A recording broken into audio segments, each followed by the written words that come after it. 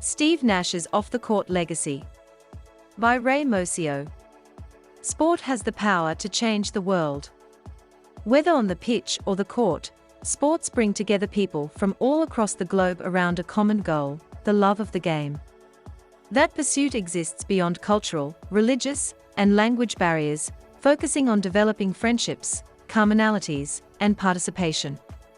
For South African-born Canadian Steve Nash, sports have proven an effective platform from which to empower change and create opportunities for growth and development, not just for players, either. Growing up, my parents really modeled a community ethic for my siblings and me.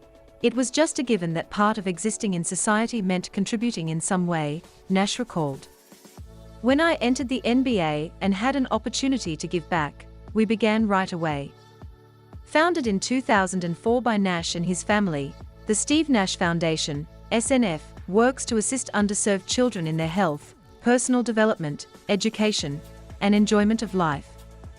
Through a range of programs, SNF focuses on investing in resources that children need to grow, learn, and thrive, translating Nash's legacy of assists to benefit underserved and vulnerable children worldwide. The love of the game.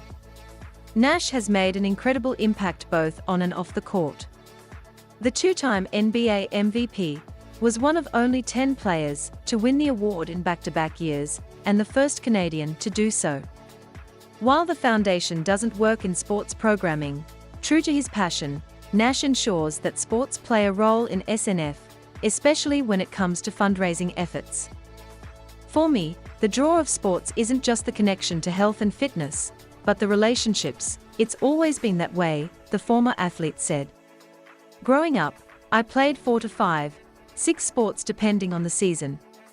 Some of my best friends are people I met playing sports as a kid. My wife's a great athlete, and my whole family just loves being active together. I played professionally for 18 seasons. Early on, it was about proving that I belonged. Later, I was at a place where I was playing for the joy of the process, training, competing, being a teammate, and loving that cycle. When I retired, I didn't miss basketball as much as I missed being part of a team, that daily work together, all that comes with it. Creating community sport opportunities through my foundation's events became a bigger part of my life as I adapted to life outside basketball. In 2008, NBA stars took to New York's Lower East Side for the foundation's first showdown, kicking goals across the pitch instead of shooting hoops on the court. The match brought together soccer professionals and NBA favorites to raise money and awareness for SNF. The showdown stopped by Nash's home province of British Columbia, Canada, the following year, with NBA and professional soccer players entertaining a crowd at Vancouver's David Lamb Park. Since then, the annual charity soccer match has become a tradition excitedly awaited by New York sports fans, featuring players from all 30 NBA teams, including 14 NBA champs, and 12 World Cup soccer teams, including 5 World Cup champions.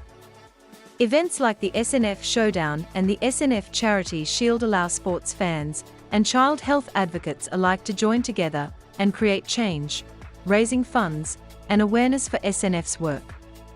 Nash says that this connection is a powerful tool for fueling social change. If there is a way in which athletes are similar, or a characteristic we share, it may be the continual drive towards improvement, he said. Social action takes the hope-filled idea of the long arc of the moral universe bending toward justice and bolsters it with the strength of people actively working together towards change, ameliorating conditions of oppression, inequity, injustice. There are synergies, I think, that naturally align some athletes with social service and community work, in that sense of compelling us forward, individually and as a collective. Add to that the visibility of sports, the team component, and there's powerful potential to engage more support and amplify an effort. Both the Charity Shield and the Showdown have been on hold due to changing health and safety regulations amid the pandemic, but the anticipation has been building. Their return to the field will be worth the wait. Off-the-court assists. Around the world, child health is an indicator of community health. children are impacted by their environments and experiences before they are even born. Developments in neuroscience have shared that there are many ways that a child's earliest experiences can positively impact their growth and development as they age, from maternal and parental health to childhood development programs and services. It's such a fascinating time in child health and well-being.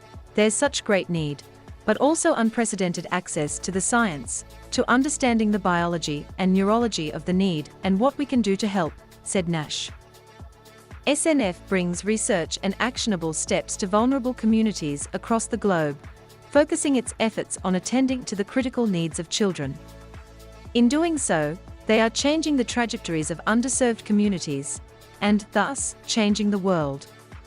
In 2006, SNF established its first project, a post-operative pediatric cardiology ward in Paraguay, which treated over 2,000 patients within the first 2 years. In 2009, the hospital expanded to include a program designed to address mortality rates from cervical cancers in young girls. On Nash's home turf in British Columbia, the foundation awards grants and funding to child-focused nonprofits that provide direct health and education services to underserved children. These projects work to identify and address the underlying conditions of poverty, medical need, and restricted access to those resources that contribute to the health and well-being of children. With a powerful focus on investing in solutions to community needs, SNF's BC Grants program has delivered over $1 million back into the community. The foundation has since expanded, taking its impact further and creating programs that support early childhood and childhood development and education for both children and parents. There's nothing more powerful than watching a child have access to high-quality early learning opportunities. There's not a more worthwhile pursuit, not only for that individual, but for the community, says Steve Nash. This is the sentiment behind SNF's READY program, which increases diversity, equity, and inclusion through transformative social-emotional learning in public elementary schools.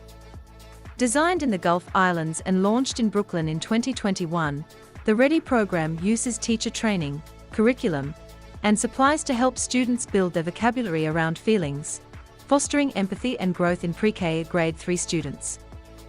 READY also offers grants to assist school libraries in increasing the diversity of authors, illustrators, characters, and stories available, with SNF-recommended book lists for readers of all ages. Through READY, SNF has also worked with the Brooklyn Public Library, establishing a new Let's Read book list and collection of children's books, working with local teens to create a companion list for high school readers, and funding back-to-school kits for local students. To kick off the start of the NBA season, the foundation teamed with Brooklyn-based Bookshop Org to celebrate World Teachers' Day, filling public school classroom bookshelves around the country through a giveaway to increase the availability of READY-recommended titles. A father of 5, Nash knows that fathers play an essential role in their children's development right from the start.